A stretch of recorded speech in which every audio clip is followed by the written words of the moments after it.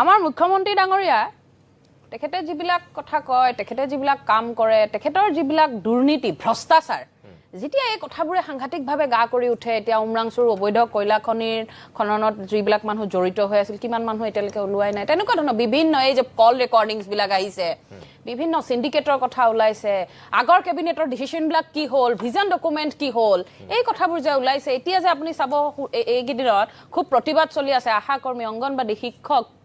যেনেকুৱা ধৰণৰ কথাবিলাক অসমত যিবোৰ জ্বলন্ত সমস্যা নিবনুৱা সমস্যা আমি পেপাৰ কাট দেখি আছো এইকেইদিন সাংঘাতিক নিবনুৱা সমস্যা বহিছে অসমত ইমূৰৰ পৰা সিমূৰলৈ ল'ৰা ছোৱালীবিলাকৰ অৱস্থা নাইকিয়া হৈছে এই যে গোটেই বিষয়বোৰ যেতিয়া ওলাই আহে তেতিয়া তেখেতে এটা পটককে এনেকৈ বিষয় এটা উলিয়াই দিয়ে বাৰু যিয়ে নহওক বিষয়টো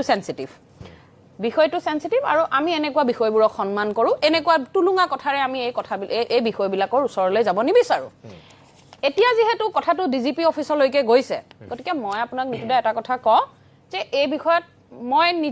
ব্যক্তিগতভাৱে এটা বস্তু ভাবো যে লয়ে যেতিয়া কিবা এটা কাম কৰে সেইটো বস্তুত মই মাত দিয়াৰ অধিকাৰটো মোৰ নাথাকে বা মই বিষয়বস্তুটোত মোৰ বক্তব্য দিয়া নাযায় এতিয়া কথাটো হ'ল প্ৰশ্ন আমিও হাজাৰটা সুধিছো 100টা প্ৰশ্ন সুধিছো কিন্তু আমাৰ প্ৰশ্নবোৰৰ কোনো কেতিয়া উত্তৰ দিয়া দেখা নাই তথাপিতো আপুনি চাব এই বিষয়টোক যেতিয়া মানুহে আজি আপুনি কিছুমান শব্দ চাব আজি মুখ্যমন্ত্ৰী ডাঙৰীয়া এটা কথা কয় যে সোশ্যাল মিডিয়াৰ কথাত আপোনালোক নাযাব তাৰমানে তেওঁ গম পাইছে সোশ্যাল মিডিয়াত মানুহবিলাকে কেনেকৈ ক্ষোভৰ উদ্গীৰণ হৈছে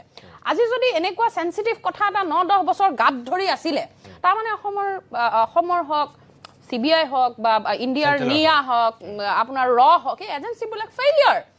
গৃহমন্ত্ৰী অমিত শ্বাহ ডাঙৰীয়াটো এতিয়ালৈকে মই ভাবো মানে তেওঁ পদত্যাগ কৰিব লাগিছিল কাৰণ ইমান ডাঙৰ সেন্সিটিভ কথা এটা অসমৰ মুখ্যমন্ত্ৰী এজনে দেখাই দিব লগা হৈছে তেখেতটো অসমৰ মুখ্যমন্ত্ৰী তেখেত কোনো এনেকুৱা বিষয়া নহয় তাৰ পিছতো এই কথাবিলাকে যেতিয়া পাত্তা পোৱা নাই এই কথাবিলাকত যেতিয়া মানুহ গুজৰি গুমৰি উঠিছে এফালৰ পৰা তেতিয়া তেওঁ লাহেকে আজি পটককে উলিয়াই দিছে ইউএছটিএমত পিএইচডি আমি তেখেতক চ্যালেঞ্জ কৰিছো দুজন মানুহ উলিয়াই দিয়ক তিনজন মানুহ উলিয়াই দিয়ক যোনে ভুৱা সাৰ্টিফিকেট লৈ আছে পিএইচডি মুখ্যমন্ত্ৰী মহোদয় চাই থাকে যে বস্তুবোৰ কেনি ক'ৰ পানী ক'লে গৈছে কেনেকুৱা হৈছে অসমৰ কি হৈছে কংগ্ৰেছৰ ঢৌ কেনেকুৱা ইফালে দেখিছে চুটালে কংগ্ৰেছ আগবাঢ়িছে এফালে তেওঁ এটা টপিকটো উলিয়াব লাগে আৰু কংগ্ৰেছৰ এতিয়া যিসকল নেতা বিষয়ববীয়াই সন্মুখৰ পৰা কংগ্ৰেছ দলটোক নেতৃত্ব দি আছে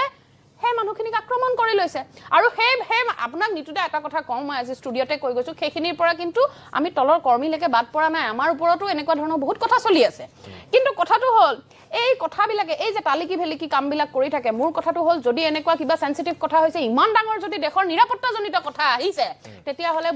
বিষয়টো অতি সোনকালে ফাষ্ট ট্ৰেক আদালতত কেছ ৰুজু কৰক কেছটো কি হৈছে আমাক বুজাওক কিন্তু তাকে নকৰি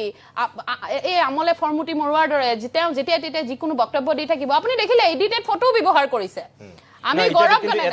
এটা কথা কিন্তু মন কৰিব লাগিব যে কেবিনেটত কিন্তু বিষয়টো আনিলে এতিয়া কেবিনেটত বিষয়টো আনিলে এতিয়া মই আপোনাক কওঁ কেবিনেটত যে বিষয়টো আনিলে গৌৰৱ গগৈ ডাঙৰীয়াৰ পত্নী বাৰু ঠিকে আছে এনেকুৱা পত্নী বা ঘৰুৱা কথা তেওঁতো ইমানলৈকে কৈছে আমি খুব শুনিবলৈ তৰল আৰু মই এগৰাকী কমন মানুহ হিচাপে এটা কথাত মই খুব লাজ পাইছো যে মুখ্যমন্ত্ৰী মহোদয় যেনেকুৱাই নহওক গৌৰৱ গগৈ ডাঙৰীয়াৰ ঘৰত যি প্ৰব্লেমে নহওক তেওঁ ডিভোৰ্চ কৰিব লাগে এনেকুৱা ধৰণৰ শব্দও কিন্তু নিতুমণিদা ব্যৱহাৰ কৰিছে গতিকে এই কথাবিলাক মুখ্যমন্ত্ৰী মহোদয় এইটো লেভেলত যাব নালাগে তেওঁ এনেকুৱা যদি কিবা হৈছে সেইবোৰ বস্তু পুলিচ আছে চিবিআই আছে নিয়া আছে পুলিচ আছে প্ৰশাসন আছে কোৰ্ট আছে সেইফালেদি গৈ পেলাই তেওঁলোকে তেনেকৈ সিদ্ধান্তবোৰ ল'ব লাগে কিন্তু কথাটো হ'ল আমাৰ প্ৰশ্নবোৰৰ উত্তৰ তেওঁ কেতিয়া দিব গৌৰৱ গগৈ তেখেতৰ প্ৰশ্নবোৰৰ অলমষ্ট উত্তৰ দিছে আপুনি দেখিছে অলমষ্ট এভৰি প্ৰশ্নৰ উত্তৰ দি আছে এতিয়া যিহেতু কেছটো এনকুৱাৰী কমিশ্যন ডিজিপি অফিচলৈকে গৈছে গতিকে ইয়াৰ পিছত আমি বক্তব্য নিদিওঁ এই বিষয়ত কিন্তু কথাটো হ'ল তেওঁ আমি সোধা প্ৰশ্নবোৰৰ উত্তৰ কেতিয়া দিব গতিকে এটা কথা ঠিক আমি কথা ক'লে জগৰ লাগে আমি কথা ক'লে মানহানি হয় আমি কথা ক'লে কেছ দিয়া দি কৰে গতিকে মই আপোনাৰ টকশ্বত সুবিধা এটা পাইছো যেতিয়া এই সুবিধাটো মই ইয়াৰ পৰা ৰঞ্জিত দাৰ পৰা মই ইয়াতো এই সুবিধাটো ল'ম যে আমাৰো কিছুমান প্ৰশ্ন আছে কাইণ্ডলি তেখেতে পাৰিলে উত্তৰটো দিব